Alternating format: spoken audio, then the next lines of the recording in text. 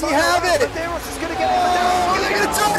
He haven't got it! He's on the outside line though, going into the fastest corner on the circuit. Surely this can't work. Dominic Ligner has got a sensational run outside line now though for the heavy braking zone. Around the outside goes the Audi R8. Look how much Miller's caught back into play. Exactly, Miller's still start trouble. He's not on second and change. All of a sudden, Miller's back in play. Can Barry do it? Big Barry's gonna do it! Big Barry!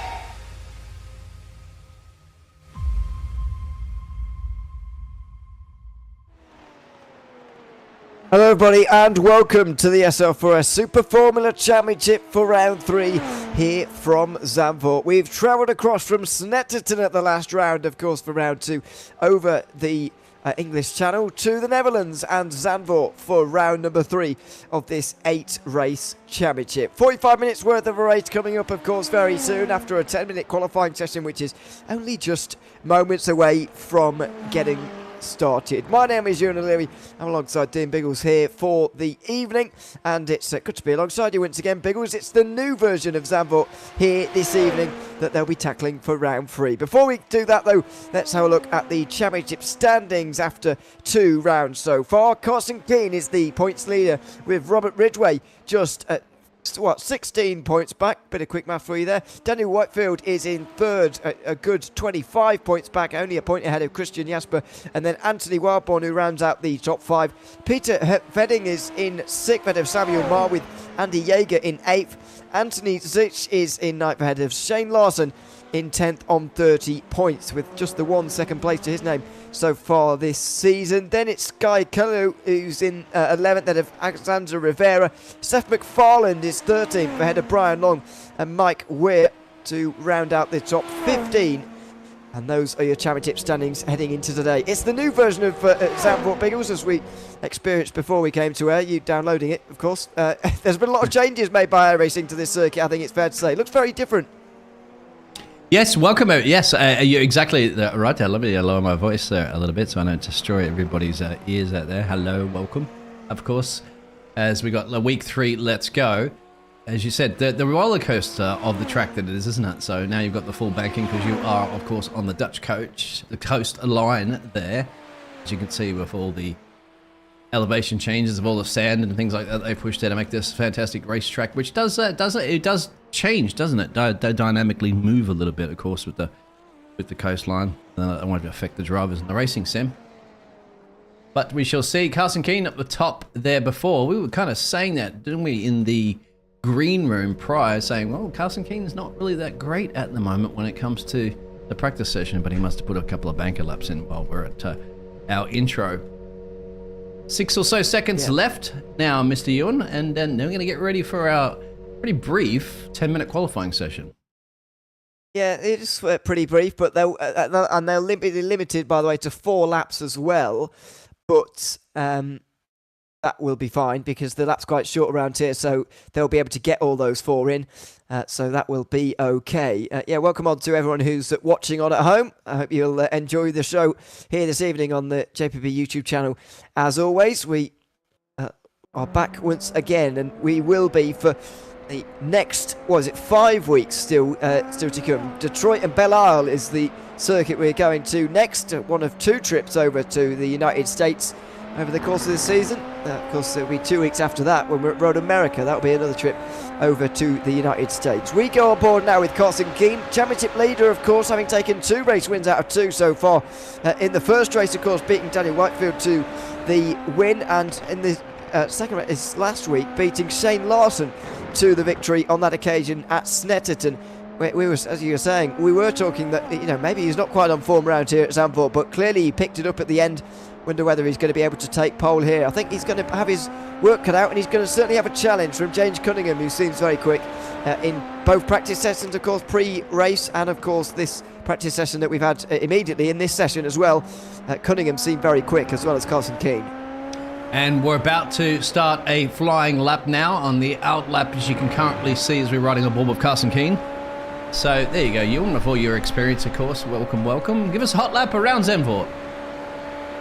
Let's have a look around this new look Zandvoort with the new iRacing update. Turn 1 has always been banked a little bit like this, and so just keep it to the inside of Tarzan and then let yourself run out wide to the curb. Then over the top of the hill here, through the crest, almost like a rally stage, and now in towards the banking. Go really high up through turn 3 before shooting out the other side and down towards the S's. Easily flat out through 4 and 5 here in these cars, and in fact in most cars it's quite gentle, but this certainly isn't. Through turn 6, G-forces to the maximum as well. Front left tyre not enjoying it at all. They won't enjoy this either. It's turn 7, which is equally as difficult. Then turn 8, another strain on the left hand side of the car in terms of the tyres. Then finally they get a left-hander, which is at turn 9. That's Vodafone, a little bit wide from Carson Keane on that occasion. I've got to say, a bit of a slide on the exit as well, but these cars are not easy to drive. A couple of purple sectors because he is the first to run out here, but he's not being bested by anybody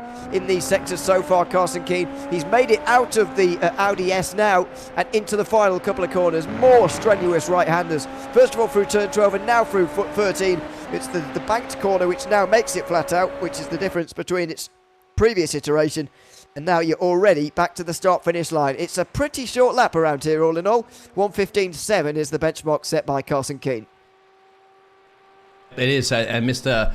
Brian, the boss man, goes up at 2.3 seconds. There's Andy Jager, and I have to say Andy is the local Dutch driver, so this is his track here this evening. Everybody else is from other nationalities around the planet. Daniel goes up into P2 there. Good strong form from Mr. Daniel. He's really starting to bring it on this season, really falling in love with these super formulas, and he's also got the Whitfield family out there as well too, that you'll find out hopefully if they're gonna say hello to us there, my friend, because yeah, he's got his girlfriend, his mother, and even his the pet animals are even coming here for a bit of a yarn. So those laps are on the bag there. Still, Carson Keane seems untouchable at this point. I wonder who's going to be able to bring it to him. Well, he's, on top at the moment by 8.5 tenths, and he's setting purple sectors again now in the first and second. So clearly still going very, very quickly and can't be beaten. James Cunningham's first lap, by the way, didn't count. It must have been an off track for him. So we'll get a good view as to what his benchmark is at the end of this lap. But what about Carson Keane? He does go quicker again at 1:15.2. Now James Cunningham over the line. I think that's going to be relatively near. I think it'll be second, and it will. Only 3.5 tenths away. So this is definitely still on. Cunningham is not that far away from Keane here after 2 laps of this qualifying session. Yeah, you're right. We're starting to claw in there now. Finally getting down to about 4 tenths. Carson's got another lap. Look at that. Just improved again. Another purple sector. 1. Just finding pace every single lap by lap. Can James match him? That's the key. No, James has, well, we don't know necessarily how much of a close of a match that is, but either way, it's not showing purple next to it, but you don't need that. We're all aware. I've seen many drivers get the fastest lap without a single purple. It's all about the overall lap consistency so far, but still, Carson Keane seems untouchable. A little error in sector 2. Let's see if James can make up for that on the team radio, as we're looking at the American number 23 driver. Can he get anywhere closer to Carson Keane? I don't think Keane has improved on this time. I think he's bailed out, or at the very least he wasn't so strong through the middle sector, and I think, well, he was in the final sector. He does go quicker again. Well, I'll take that all back, because to 1:15.1 from Carson Keane, it's given Cunningham an even bigger task. And it's another improvement by about 2 tenths, but Cunningham is not really that much closer to where he wants to be. I do wonder whether in the race he's going to be able to stay with Carson Keane or not, because race pace is, of course, a very different prospect to qualifying pace, and we'll have to see how it pans out, because Carson Keane, if he gets away at the front of the field early on, I feel like it's going to be very, very difficult to catch. Oh, James has now got a purple sector 1. I think you're right on this one. It's going to be very, very important for Mr. James Jr. here to make sure he gets at least on the front row. It's going to be crucial, because once again, I think you're right. If Carson Keane gets away with this one, it may be a very lonely race there for Carson Keane, and action-packed for the rest of them. Keep an eye out for Daniel. He's also been good at putting some fantastic qualifying performances of late. So, as you see, Carson's not improving in this, and James is. This could be very much the one to steal away, and he's got to shave 4 tenths of a second at least to bring it into the low 15s, maybe even to the high 14s Let's see if he can do it. Oh. He's only got this corner to tackle. Can he get there? Constantine goes over the line and can't quite improve. It's going to be James Cunningham to the line, who's possibly going to steal this. Over the line goes Cunningham, and yes, he does steal it. A 1:15.0 from James Cunningham. What about Daniel? Daniel Wakefield is going for this as well. He's got a purple middle sector. What can he do? He's very close. He's only a 10.5 away. Robert Ridgway improves to 4th place as well, by the way. What an end to this qualifying session as James Cunningham takes pole position by half a tenth. Oh, amazing work, isn't it? Hooked it all up on the very last of the qualifying laps that they could do. And that's all you needed to do last minute. Just found that extra pace. And Carson Keane had backed off, as you said. It must have made a mistake in 57 thousandths of a second. So that's going to be a fantastic bit of a boost there from James, because now he knows he's got some work to do with Carson Keane. And let's see if Daniel can get that wonderful race start there with the support of his family as well to give him that bit of a fan boost. A couple other drivers still yet to get their final times. Robertson on improvement, so we'll keep an eye out for the Atomic Racing Team driver. See if he can maybe perhaps get himself... He's on the second row. Going to be able to pull a miracle out here to get on the front rows. He's 7/10 down here. He's finished in the top 5 in both of the races so far this season. 4th in round 1 and 3rd in round 2. He's sort of working his way up, if you like. Maybe he's on course for 2nd tonight. Let's wait and see as we have this steadying camera angle just to show you the amount of banking that there is through that final corner. Robert Ridgway goes over the line, and it will be an improvement, but he won't gain any places. Just secures that 4th place a little bit further. So he'll be on the outside of the second row. I don't think he can be too disappointed with that. No, second row. Yeah, he wasn't going to lose anything at that point, but he actually got himself within more touching range of the pace that you've seen from the 3 drivers up the road from him. Let's see about Anthony Wilborn, number 16 driver, the last one on the track there. Now with the lovely, of course, the SR4S livery on the car. So save the best for last, my dear friend Anthony. You got the track to yourself. It's lone qualifying anyway, so just in case anybody at home was wondering, only the drivers can see themselves on the track and not the other cars. Yeah, it's solo qualifying, as you say, so no interruptions for anyone out there on the circuit. I'm not sure whether these laps are still counting or whether he's just practicing, because there's nothing against you actually just continuing on and practicing, but it's not going to be an improvement anyway for Wilborn. So he goes back to pit lane, and that will be that for qualifying. We've got about 30 seconds to go until the end of the session, but those are all the laps completed. And so that is that. A great lap from James Cunningham, though. I think we were in for a very good race here with 4 drivers, arguably. One pretty well matched on pace, actually, in qualifying there. And it'd be interesting to see about the boost that they will be able to use as well, too. When they're going to use it, how they're going to use it. What would you think about using it? Obviously, the exit, I'd say, out of the final turn, isn't it? Before you go on to Tarzan, it's going to be one of your best opportunities, because the rest of it, it's tight and twisty. And the elevation banking, as you saw with the camera, really does demonstrate that. It kind of makes you feel like you're on an oval track, as in the United States of America, with some of those. Yeah. So we get those results up for the qualifying. We are going to get them up at the moment, and we're going to get a grid for you to go over there. Yeah, let's have a look. It's James Cunningham and Carson Keane, who went to battle in qualifying, going to go into battle in the first corner of this race as well. Daniel Wakefield and Robert Ridgway will share row 2, and they won't be too far away either. Christian Jasper and Brian Long were quite close, and they'll be sharing row 3 ahead of Anthony Zuck and the hometown. Well, I don't know about hometown, but certainly the nation's favourite here in the Netherlands, Andy Jager, who's going to be on that 8th position. Andy Cody and Petter Heveding will be... sorry, trying to get my words out here. Inside the top 10. Anthony Wilborn, as we were just seeing, is alongside Seth McFarland. And then to round out the grid, it'll be Samuel Marr, Stephen Burns and Dalton Hall. A couple of those at the back of whom did not qualify, and we hope that they will start the race at the very least. It will be a 45-minute timed race, as we saw before, and as we see every time. So it's going to be quite a lot of laps around here at Zandvoort, I've got to say. I reckon we could even see, into the mid to high 30s in terms of laps today, which is quite a few compared to some of the other circuits that we've got on our calendar this season. Certainly longer than the likes of Snetterton last time out, Silverstone coming up soon, and Road America as well.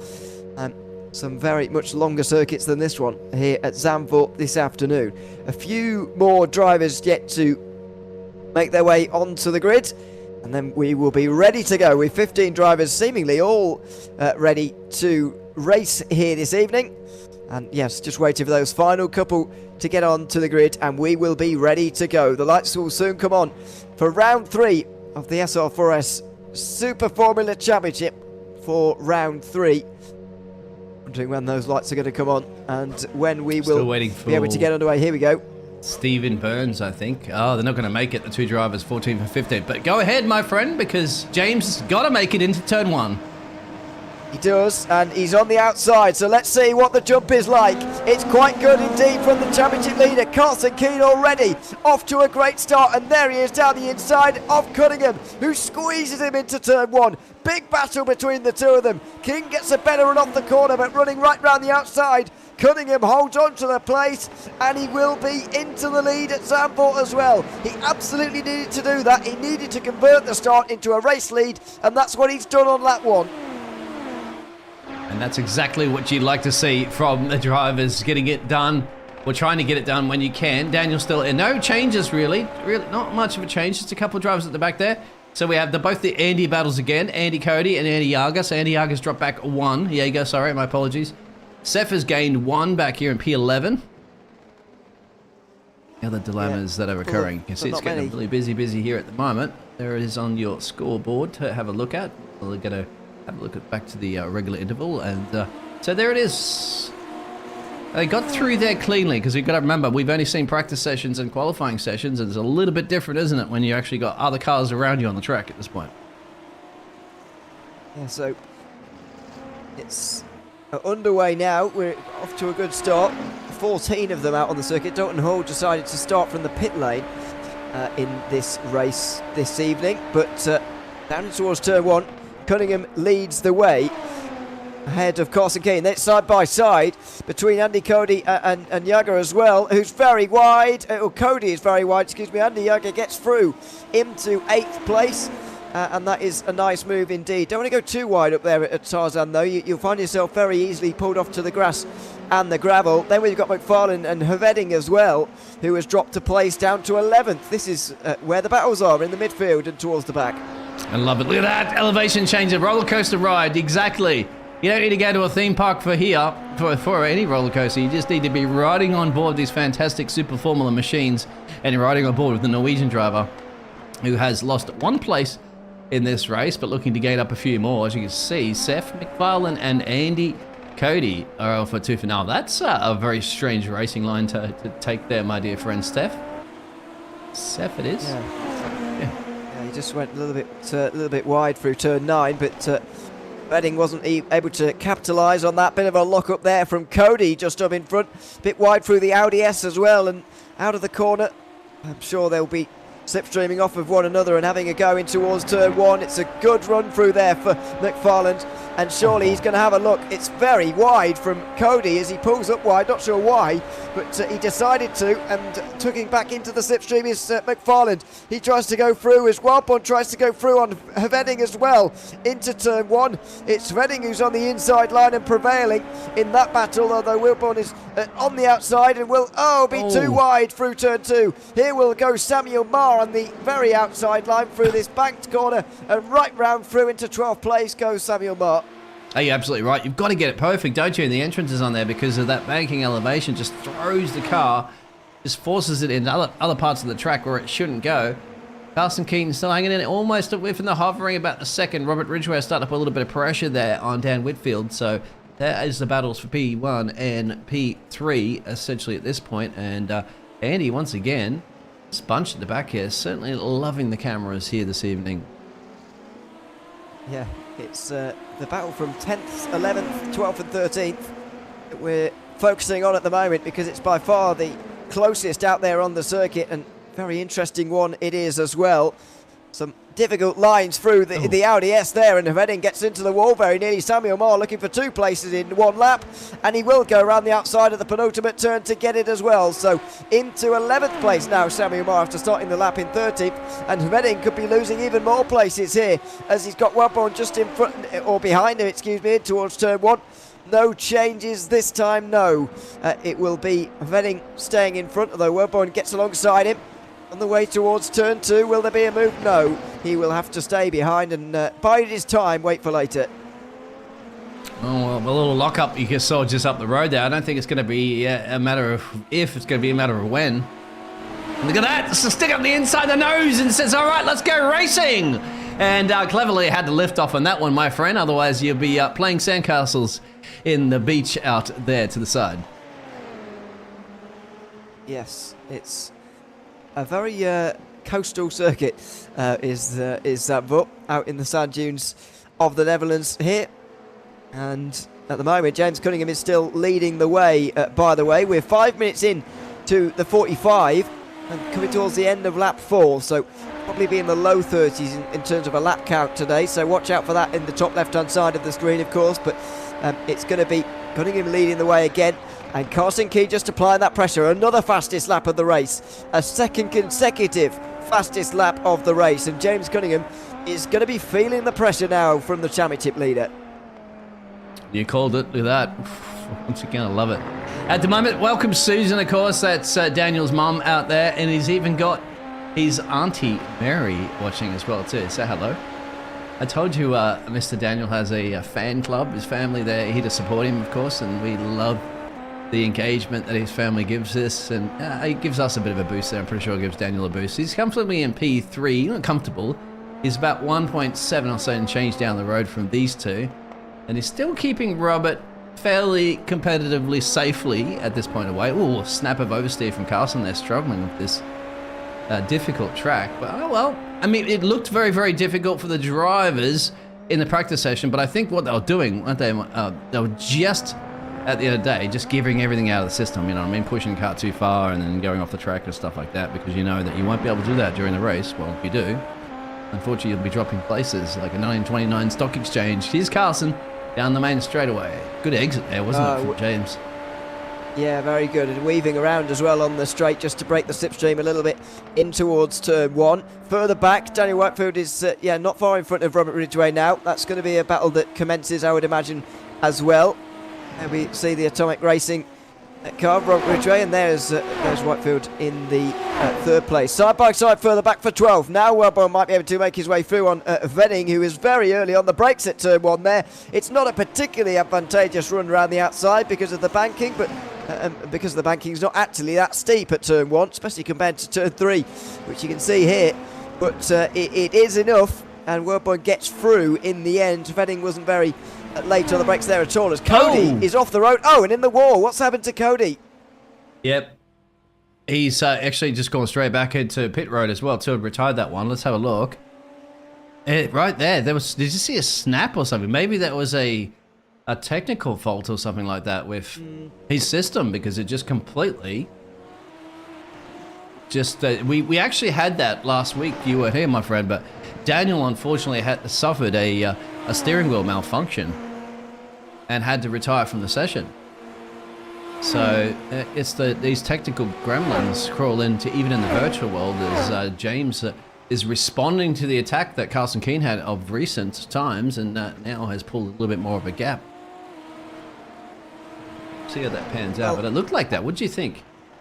I think Cody had something go on before this, because he was already losing time prior to this, and here it looks like he's trying to turn left but actually just can't. So I wonder whether he had a little bit of contact with something or a half spin or something just before that, and that's why he was losing, because he was losing time already. I saw the delta coming down already when even before he actually went off there. So Havening and Wobble were actually catching just beforehand. This is about earlier, I think. Yeah, this was a long time ago. Cody went very wide there and gave the place over to Andy Yager in the end, who is still running in this position, actually, that he earned in this move. I'm not sure. Seth MacFarlane managed to find his way through as well. This was a while ago as well. This was the double battle. Yeah, Samuel Mark got past. Oh, that's where he... See, there it is. Ah! Yes, there it is. That's the problem. Okay. We figured it out. That's the problem. Yeah. It was Cody going way too wide at turn 3 and actually doing quite a lot of damage to his car. It just wasn't so obvious to us at the time.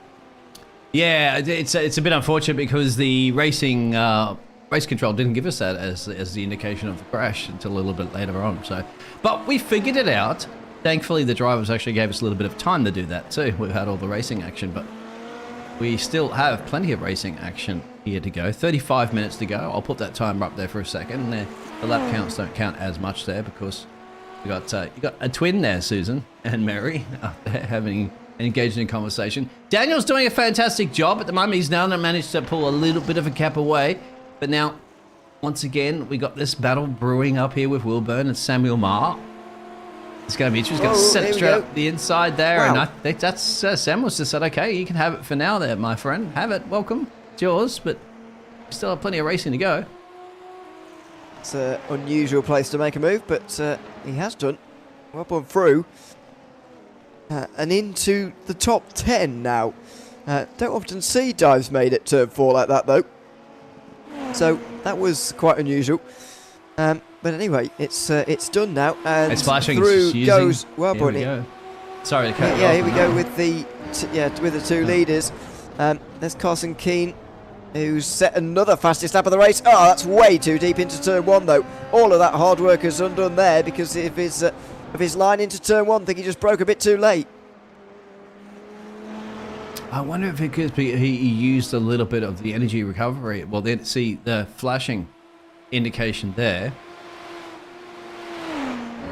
Whether he just had too much speed. Yeah, it looked like it, didn't it? Actually, it looked like he carried just a little bit too much speed into there, trying to catch like crazy, because he's getting a little amount of motivation now, catching on under a second there. Carson Keane is obviously a two-time race winner this season. He's looking for a hat-trick here. And of course, Mr. James wants to prevent that. The man that's actually from the US Air Force, so he's usually, well, these things aren't connected to the ground, are they?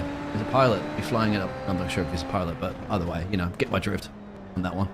Yes. He's in the Air Force anyway, so he's flying one way or another in the lead of this race. It eventually came out towards the end. Proverbially. Carson Keane wide again and very much into the gravel there. And that's going to lose him even more time. So the gap will increase to nearly 1.5 seconds, and Cunningham knows it. He's waving around to make absolutely sure. As Robert Ridgway closes in on 3rd place as well. It's not going to happen into turn 1, I wouldn't imagine, this time around. But he's closing. He's beginning to apply that pressure, and it was a personal best on the last lap for Ridgway as well. Yeah, keeping your mirrors full. So making sure Daniel has to keep everything sharp and focused every single time. And it can't afford a mistake around here. We've seen some of those drivers. You can't afford a mistake really in any track, so I don't think this one's much more different. So you can see a little bit of a flashing light there again. I mean, that's one of the... That's why I do apologize. Zachary's usually the one that's full of that technical knowledge, of course. You know, he's studying audio engineering. Or audio engineering, sorry, auto engineering, auto mechanics. Okay, I was going to say, audio? Yeah, sorry, okay, I it started with an A and a U, yes. Didn't end that way, yes. He was, he certainly is, yes. But by the way, in case you're wondering where he is, bad weather has struck Norwich. Well, it's not Norwich, is it? Norfolk, sorry. And he's got no internet, or not very good internet anyway. So he's, well, I think actually none. So he's not able to be here tonight, unfortunately. He will be back next week, I have no doubt about that. Ridgway still in the slipstream of Whitefield, and once again, a little bit wide through turn 1, but that's fine. You can get away with that at turn 1. Ridgway was sort of looking for the inside. He's sort of beginning to sort of show himself in the mirrors a little bit. Do that old trick of trying to get the driver in front of you to make a bit of an error. Maybe just put them off slightly into some of these corners. And so far, Whitefield has not bowed down to any of that. Ridgway hasn't been able to force a mistake out of him just yet. Good racing, yeah, exactly, from both the drivers. Keeping there on their toes, as Susan says out there, we were watching felt bad last week, because they're at Fort William Marine commentary, by the way. Thank you very much. Well, you're with the legend himself there. With me and Ewan. Oh, look at the different racing lines, but don't scrub too much speed off there. No DRS activation. Let's go full speed racing here in the Super Formulas. Oh, look at that entrance into there. He'd broken too late there into the Audi S. I thought he was going flying off the corner. And Seth MacFarlane, I think, has further back in the field. Samuel Marr actually went off a couple of laps ago and dropped a place to Redding, who's into 11th. This was what happened to him. Oh, it was into that corner. So this was my fear with Whitefield just a moment ago, that he would do exactly that. Samu Mar did, and he eventually would lose the place. Seth MacFarlane had too much speed going on here for a long time. He took too much speed through turn 7. It eventually caught up with him at turn 8 when he found himself in the gravel. And now it's crunch time, big time. Robert wants to think about on the inside there, but that is bold and brave. Any day of the week, you stick your nose in, as James would say, and it may very well get chopped off. Oh, crunch time. It very nearly was a crunch into turn 3. Thankfully, Ridgway slowed the car up in time, but he did lock up and made absolutely sure that he didn't get into the side of the driver in front. I wonder what the tyre wear on the left-hand side is going to be like around here at Zandvoort, though, because the lockups aren't going to help, and the amount of load that's put on the left-hand side of the cars here when you're going around this clockwise circuit is quite phenomenal, really, as I spoke about in the onboard lap in qualifying. I wish that iRacing and perhaps would add flat spots as it's probably extremely difficult to program, but once computer technology gets better and AI technology gets better, it may be able to kind of predict the tires. But the vibrations that would be going through the car, no doubt, if you had a flat spot on there, would be just rattling. And if you were to go cockpit like now, it wouldn't be, say, right here. It wouldn't be straight like this because we're looking through the very eyes of a driver. It would be bumping and rattling a little bit, and making your visibility a little difficult to try to comprehend. I think in terms of tyre wear, like the actual wear, they're certainly not got the vibrations you're talking about there, but in terms of actual wear, the flat spots certainly do make a bit of a difference, and they are in the sim in that respect, but it's not quite got the same vibration as maybe you get in real life, as Seth MacFarlane is struggling here, I think. Venning has gone through, and Samuel Marr has now as well. I think he's been off again as Seth MacFarlane in the last lap or two, which has dropped him to 12th position, dropped him outside the top 10 now, and he is struggling as we complete the first quarter of this race, or first third even, sorry. Yeah, but obviously he's actually back in P12. He started in P12. So he's just one of those tracks that seems like the drivers are not having a great deal of fun with. I mean, a great thing he's still going to continue with it, no doubt there, and he's still, certainly we've seen all season he's got the pace. It's just some of these tracks that drivers do like, some of these tracks that drivers do not like.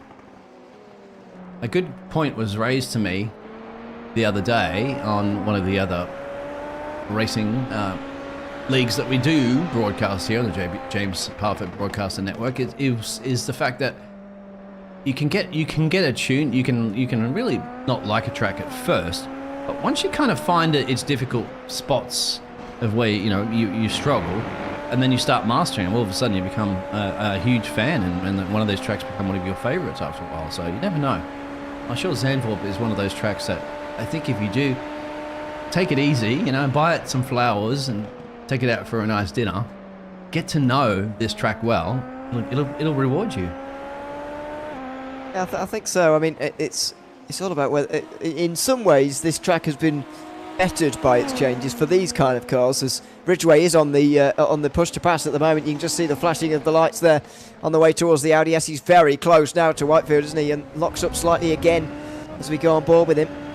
He was on the overtake a couple of moments ago. I think he's just run out of it for that moment. But Whitefield has got his line wrong, slightly wrong through the penultimate corner, and this could be the move for Robert Ridgway. He's right in the slipstream, he's giving it a go, he's pulled to the inside line, and surely he's going to have this. He's on the push to pass again. Whitefield brakes very late.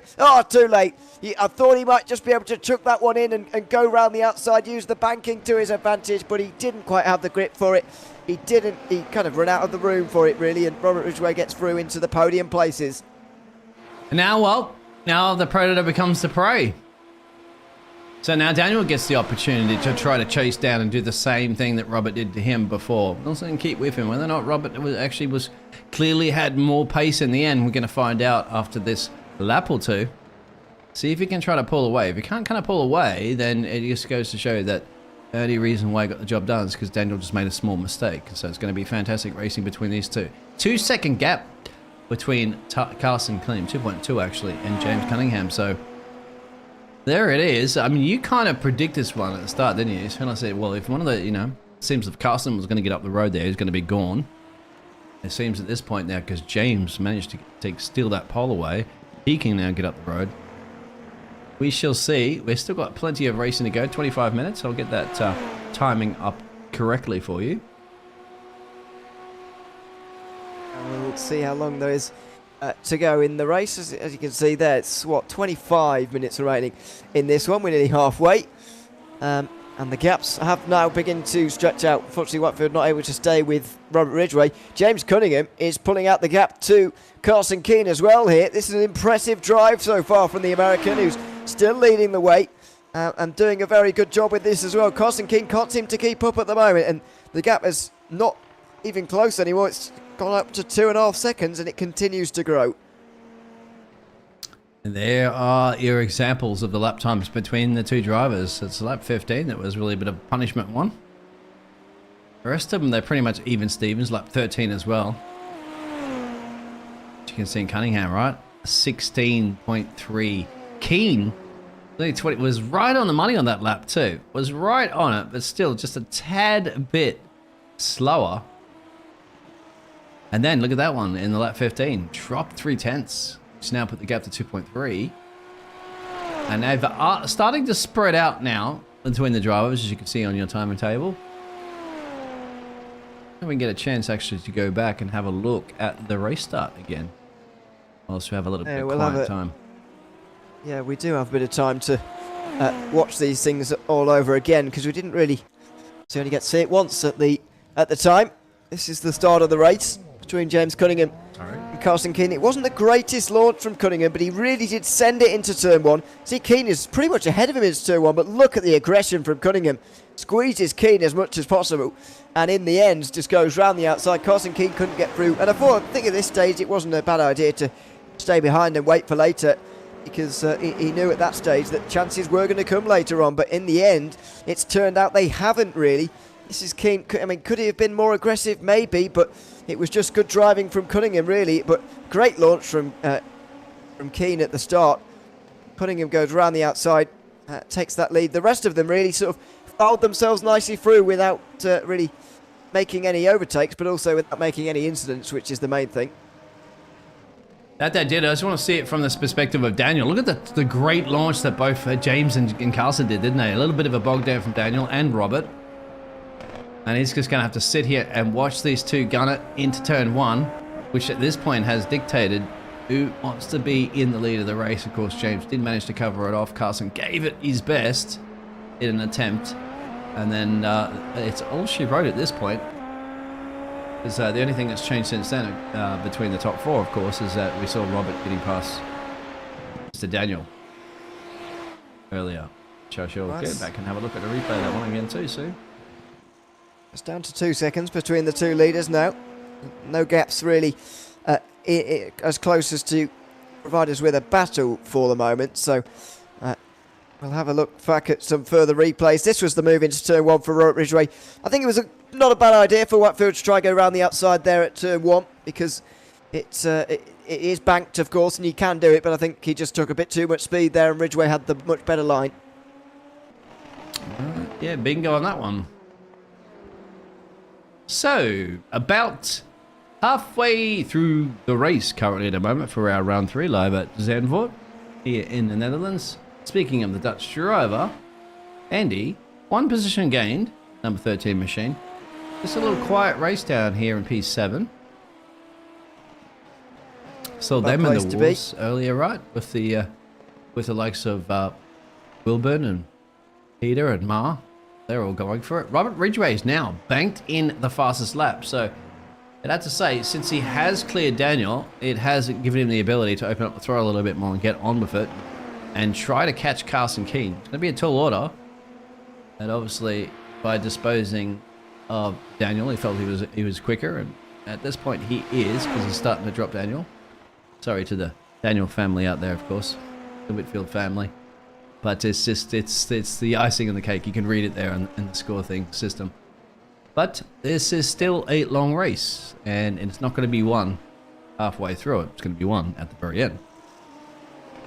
Still more than 20 minutes remaining in this one. About 25 minutes gone of the 45 here this evening. What took a little bit about the circuit, of course, here, it has, of course, seen so much change in the last... I don't know when the changes were announced for this circuit, actually. I've got to say, was it 4 years ago now or something? Was it really that long ago? It was a little while anyway, and so I think it has benefited open-wheel driving. Unfortunately, I really don't like the way that this track has been changed just for one particular type of racing, and that is, of course, Formula 1. That it did bring back again, but I really dislike the fact that, first of all, they have to change it for Formula 1, and second of all, that they were willing to do it, because I think it sets a bad precedent for what might happen in the future about maybe all racetracks that Formula 1 go to have changed to make their racing a little bit better and make everyone else's a little bit worse. But Not interlagers. No, it hasn't happened yet. But I think it's a dangerous thing to happen if circuits are going to be made to change for Formula 1. What precedent does that kind of set for the rest of motorsport, and what does that say to the rest of motorsport, really, that that everyone else has sort of just got to deal with Formula 1, whereas they're able to command the changes? I'm not really sure I like it, but we've got the new updated version in iRacing now, and I think for these cars specifically, because they're open wheel as well, they're kind of like slow F1 cars, then it does benefit them in terms of racing, and I think we've seen a bit of that so far tonight.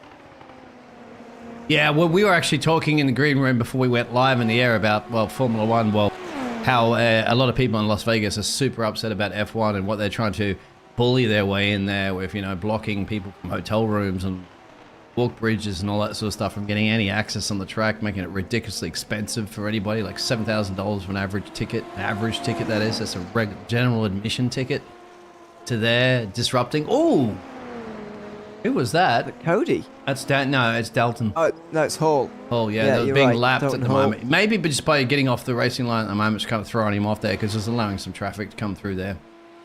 But back to the Formula 1 thing. It's just really annoyed Las Vegas. And on top of it, I think they asked for like $30 million or some of that too from the community of Las Vegas to help pay for some stuff, which was ridiculous considering you're looking at about a $20 billion company, I think, for F1 Media Liberty Group is.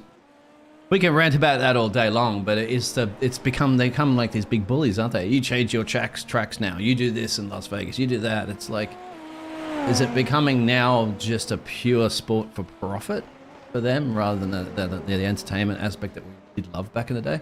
Who knows? Well, it's certainly not a good thing. No dear, Anthony Werbud. Speaking of things that are not so good, this is one of them, and it's a bit of traction off the corner and a slide into the wall. Front wing almost lazily popping off at the very end of the sequence, and he'll have no front downforce now. That'll be a trip back to pit lane for him, because I saw him go off again, actually. No downforce. It's difficult to get this car to turn at the minute with the lack of a front end at the moment, and that is a real shame for him. He'll drop probably behind, definitely behind Dalton Hall, maybe behind Andy Cody as well. Look how slow it is. He has to go just gingerly. Where is he on the track map as well, too? Just having a look at the dots there. Actually, but Brian's actually had a moment as well, too, the boss man.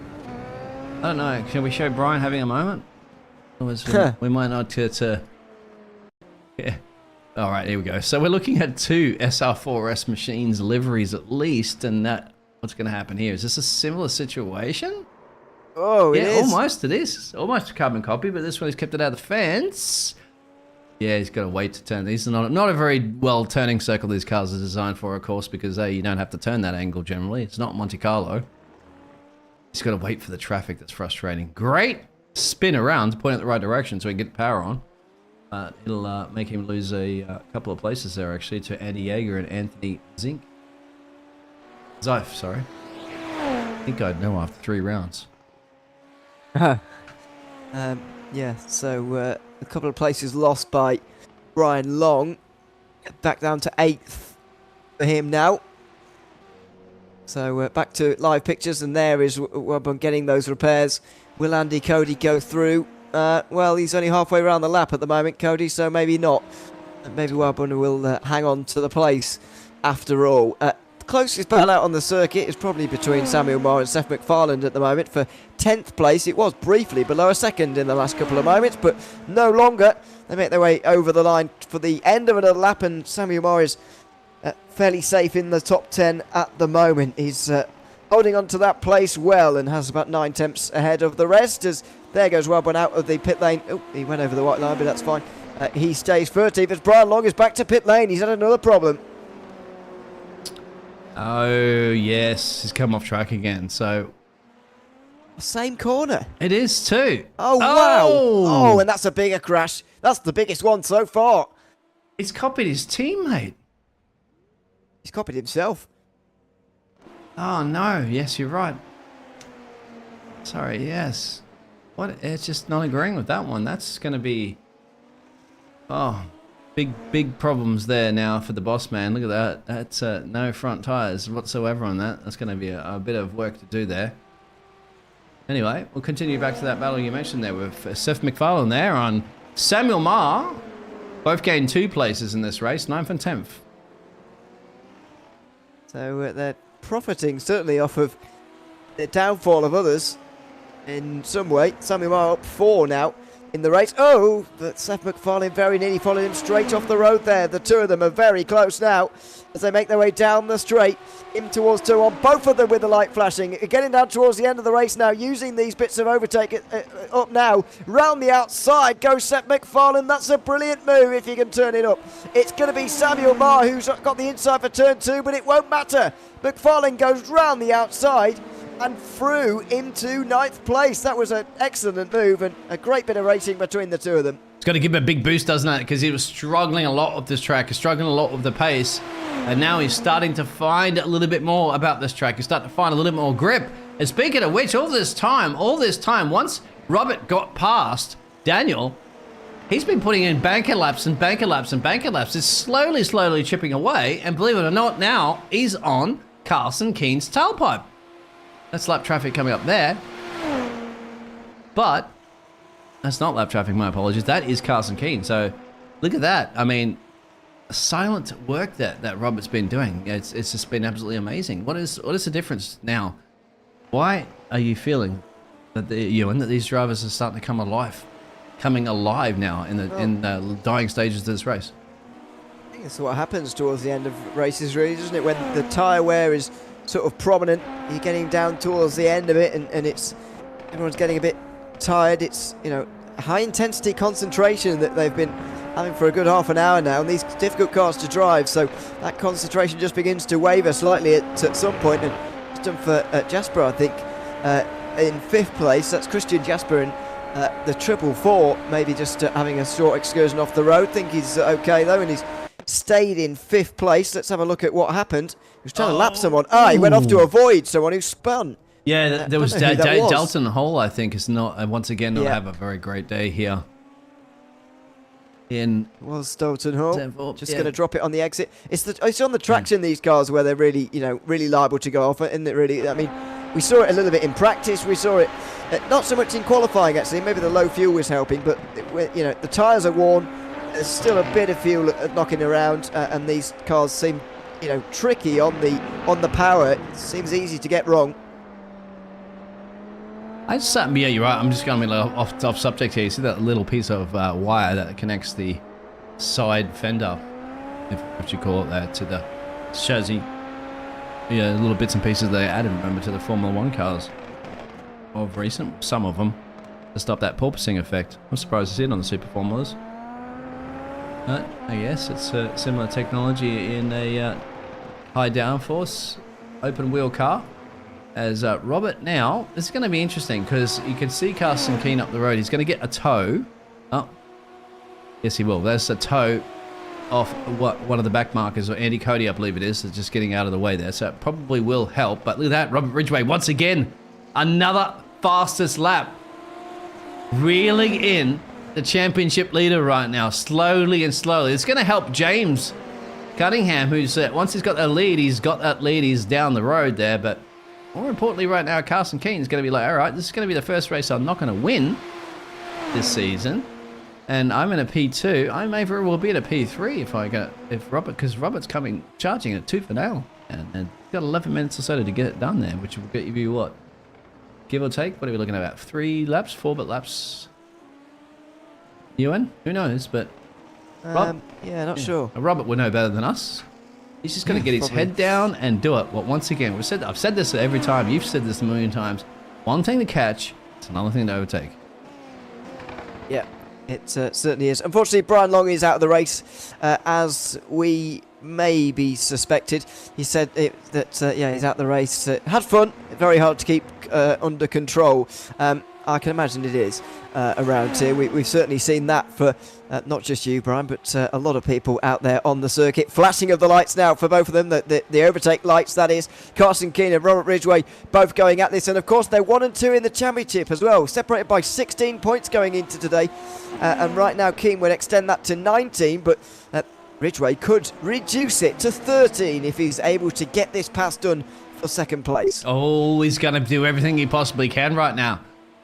And, well, boss man, Mr. Brian Long, I don't know if we're going to have much time considering this action, but obviously always welcome to come and have a bit of a yarn to us and probably just explain up here in the casting box. As this is the closest battle on track at the moment, of course, as long as nobody else makes a mistake. Daniel into that P4 position. And they're just going to bring it home there for the Whitfield family. We know that James, as long as he does not make a mistake, will take his first race victory of the season. But this is it. These two gladiators have to battle it out here on the Dutch coast. There you can see, I think Carsten Keane's he's been in a situation before. He can handle the pressure. He's just got to be able to hold off Mr. Ridgway. He knows, doesn't he? In his ear all the time. Your engineer, your spotter's telling you, he's quicker, my friend. He's quicker every lap. He's quicker and quicker and quicker. And then every single time, look at that. They're both harnessing that energy. They're both deploying that energy at the same time. That's a great thing I do love about kind of like this push-to-pass systems is that you can also use it as defense rather than just offense. Unlike if that was DRS, then you can bet your best bottom dollar that Robert would have already been over passing Carson into turn 1. It doesn't. Yeah, it's very different, and I think it's a better system personally. I do like it. The system of having that power, because as you say, you can use it to defend as well instead of DRS, which is obviously only used by the car behind. So Carson Keane is still in front. 3.5 seconds is the gap to James Cunningham, and I'm somewhat surprised he hasn't been able to give him more of a challenge so far today, I must admit. But nevertheless, Cunningham certainly deserves the lead that he's got here this evening. Robert Ridgway looking for this pass then. Out of the Audi S they go on the power, nice and smoothly.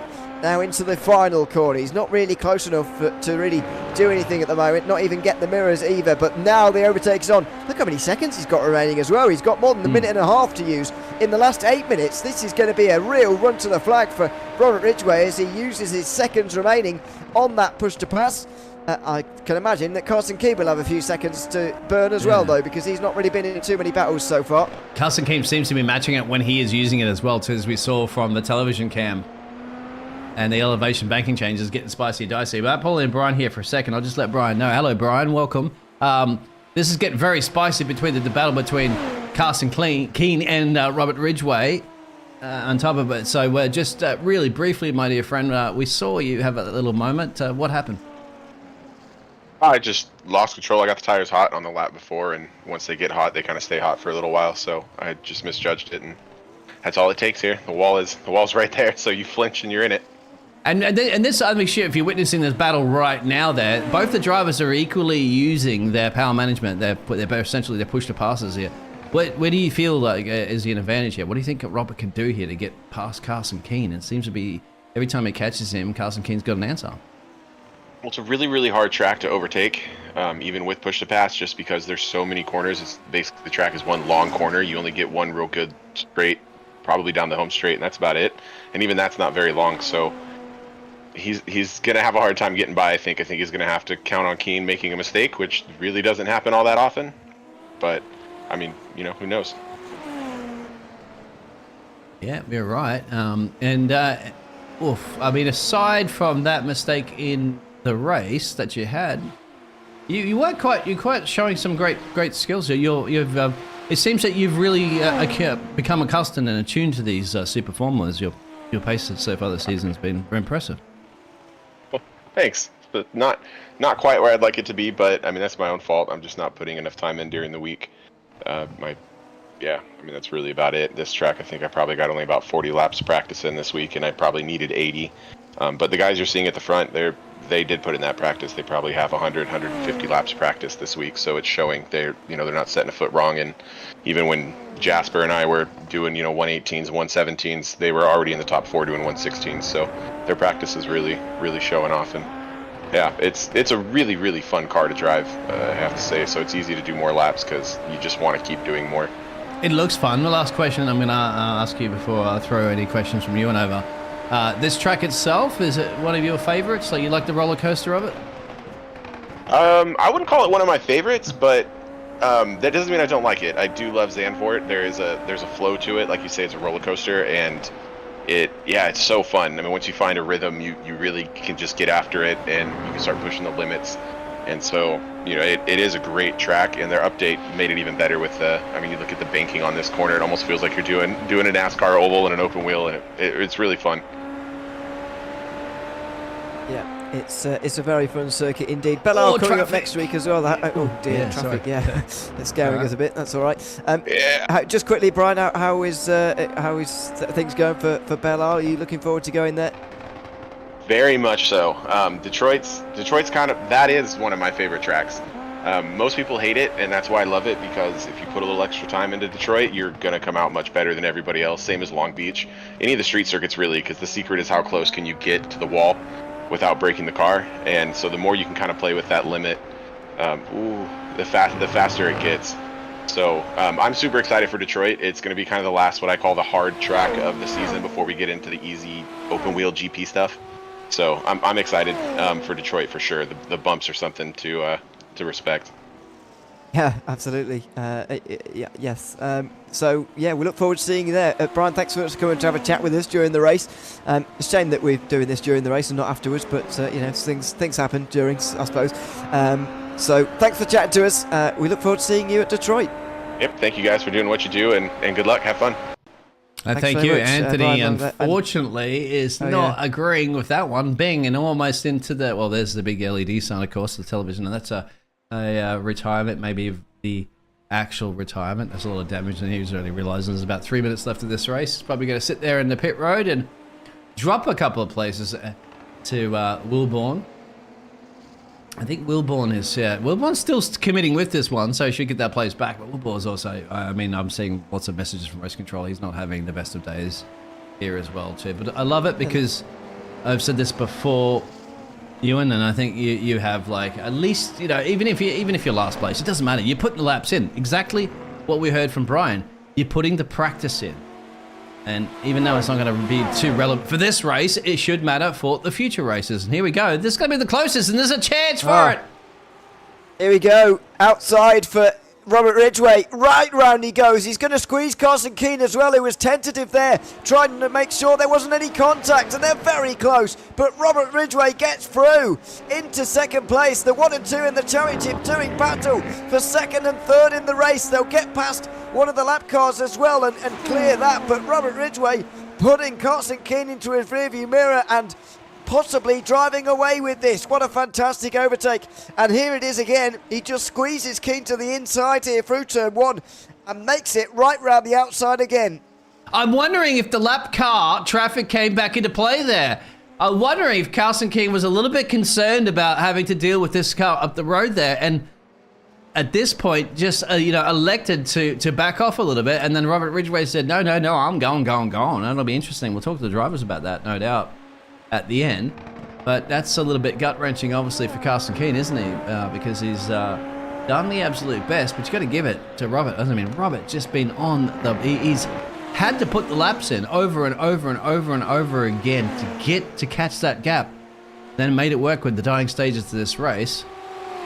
Now it's going to be up to Carson Keane to say, all right, now I've got basically about a lap or two to try to come back at this one.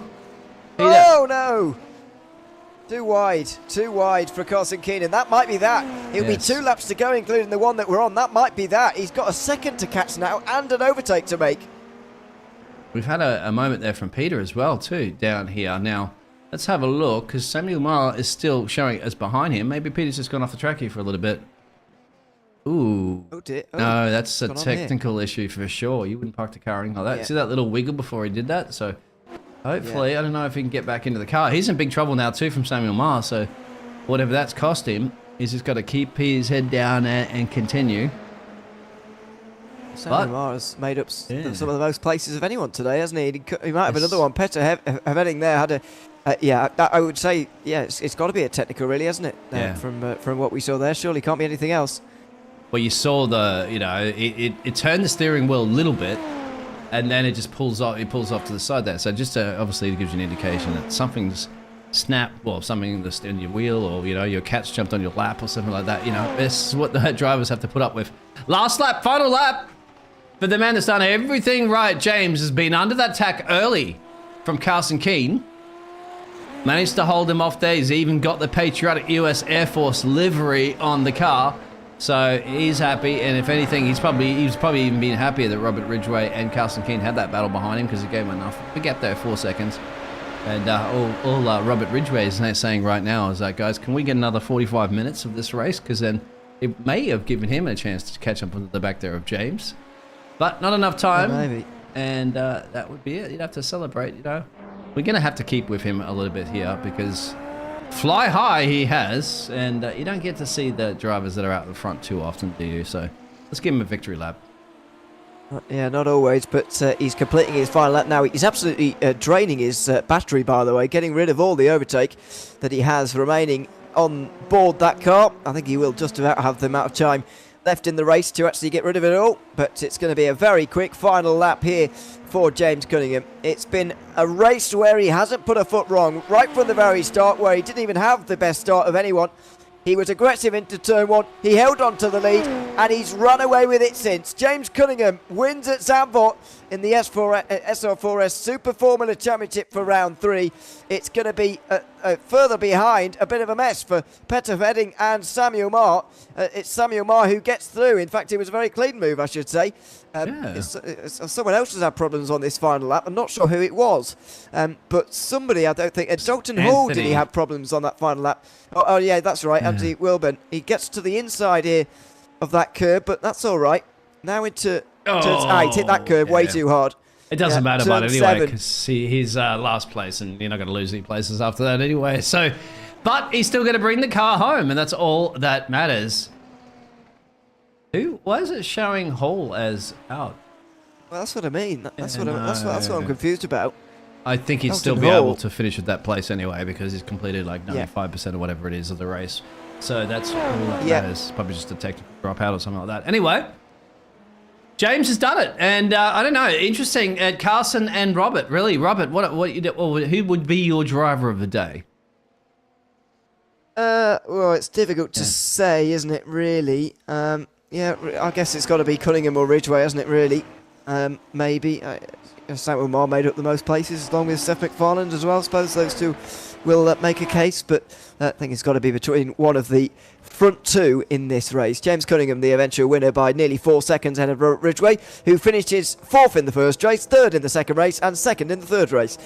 So nice symmetry carrying on for him. Carson Keane rounds out the podium. Daniel Wetford couldn't really hang on ahead of Ridgway and didn't have the pace of the front three in the end. Christian Jasper finishes inside the top 5 ahead of Andy Jager, who was the final driver on the lead lap. Seth MacFarlane and Samuel Marr tied for most positions gained in that race.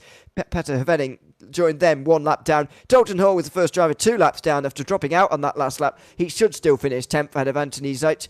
Then Andy Cody, final driver 2 laps down. Anthony Wilburn 3 laps down. Brian Long retired before the end of that race. I think we have, if you want to bring Peter in real quick there, because he probably has a quick second to explain this, what we're going to show, if you don't mind pulling him in here.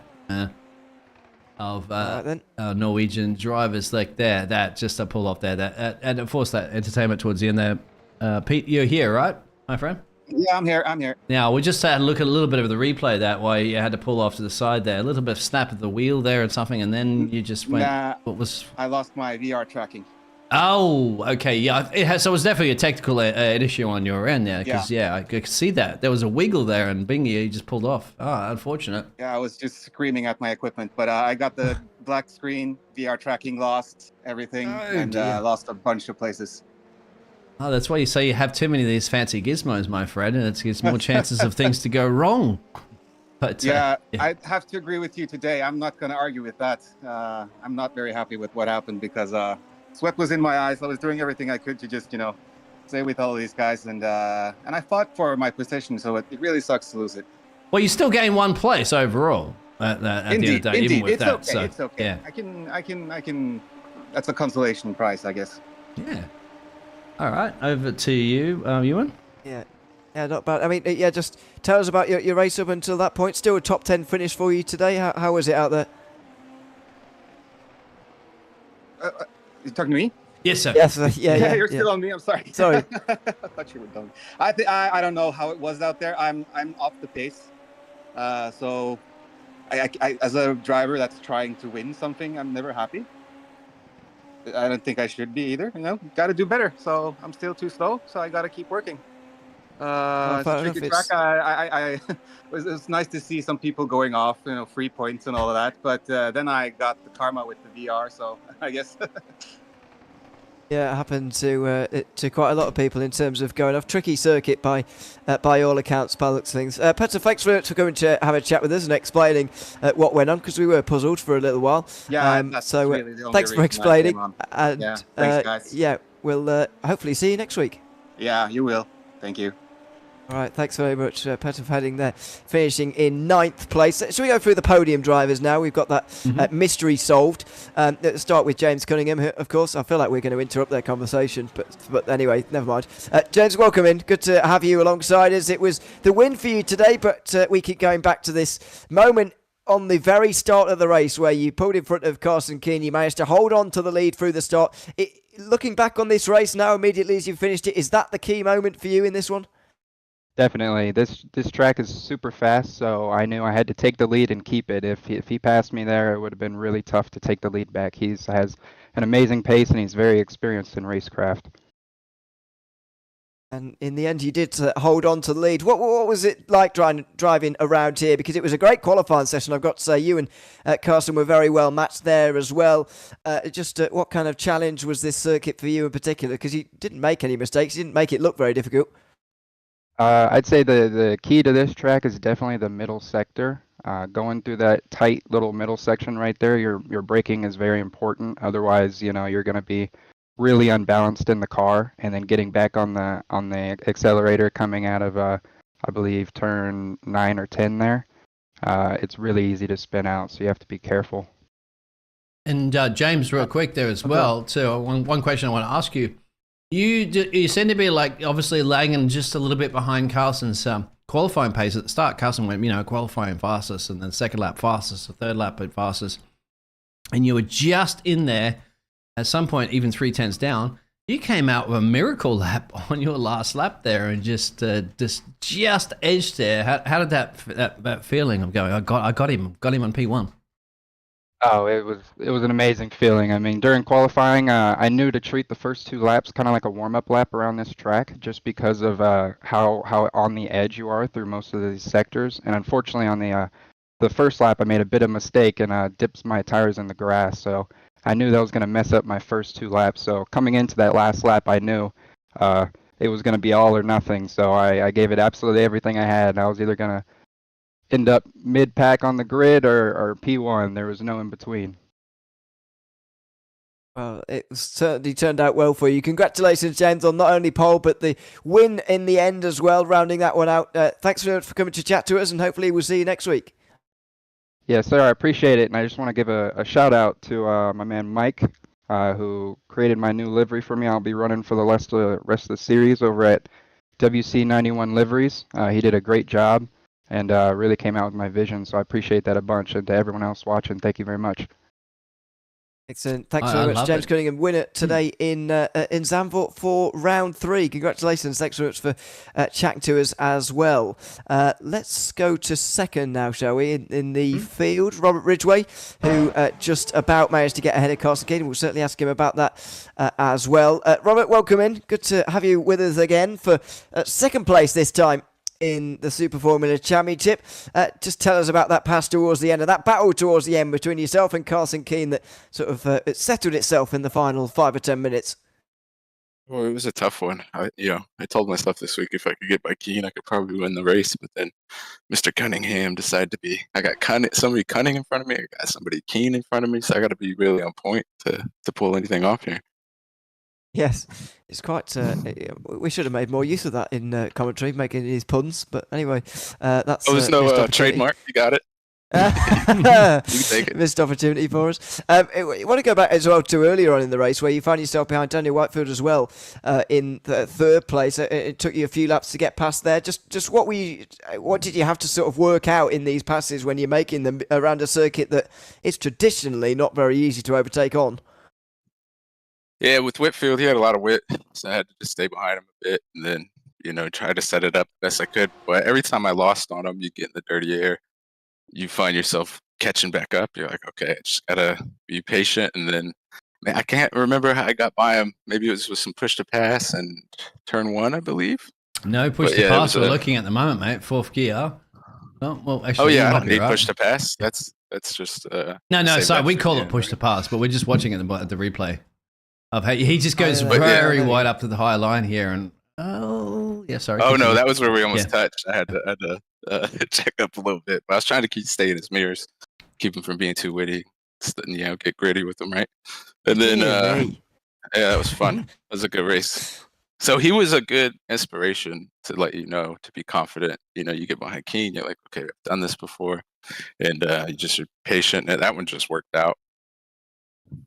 Exactly. And you will have gained a few points back in the championship. Now, are we going to see you win next week now? Because you've gone 4th, 3rd, 2nd, and now surely it's 1st next week.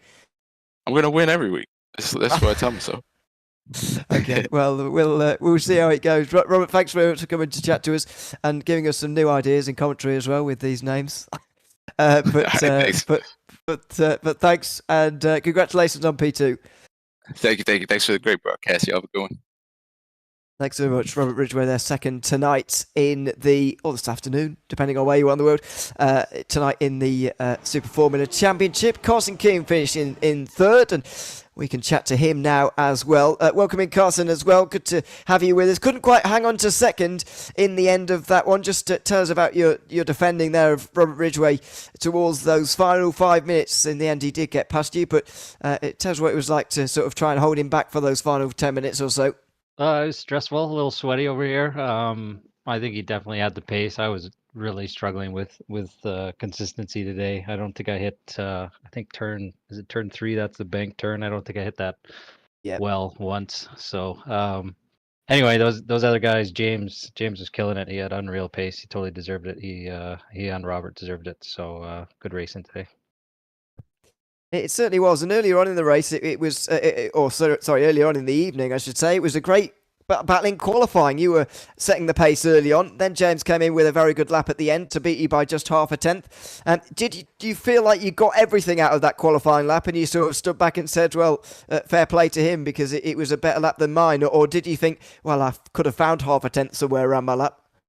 I mean, I hate to say it, but I think I could have found a 10th. I think there was a 10th in there. I can't remember which corner it was, but maybe 6 or 7.